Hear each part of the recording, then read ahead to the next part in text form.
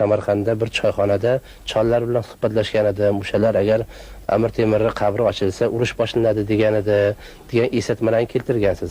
Haqiqatan ham o'sha hollar bo'lganmi? Birinchi Shohruxni ochishdi. Ikkinchi Ulug'bekni ochishdi. Haqiqatan o'g'lini, haligi Ulug'bekni kallasini kechirganlar hammasi ko'rinardi. Uchinchidan Temurni ochish kerak edi. 17-iyun kuni men Go'ramir Temur o'zlarining oldiga shoga ichgan chiqsam, 3 ta chollar o'tirgan ekan. O'g'lim, seni shu ishga aloqang bormi dedim. Aytdim, bor dedim. Ko'rdimki, agar men chiroqlarni yoqmasam, bular hech narsa qila olmaydi dedim. Hali Temur ochganinglarmi? Yo'q. Aytdim, yo'q, hali ochganimiz yo'q. Shu Temurga tegmanglar.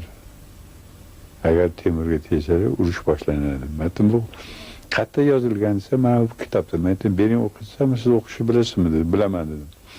O'qisam, haqiqatda shu narsa yozilgan ekan. Pastga tushib Qoriniyozovni, domla Ayniyni, akademik Semyonov bilan uchalasini olib chiqdim.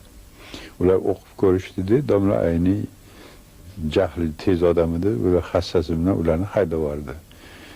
Yoshlik qildimmi men, yo aql yetmadimi, shu narsani kinoga olganim yo'q. Lekin 21-iyun kuni plitalarni olishgandan keyin tovush chiqdi.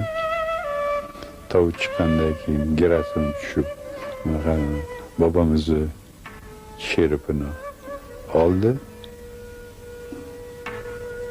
22-kuni ertalab kesa radioda beryapti, urush boshlandi.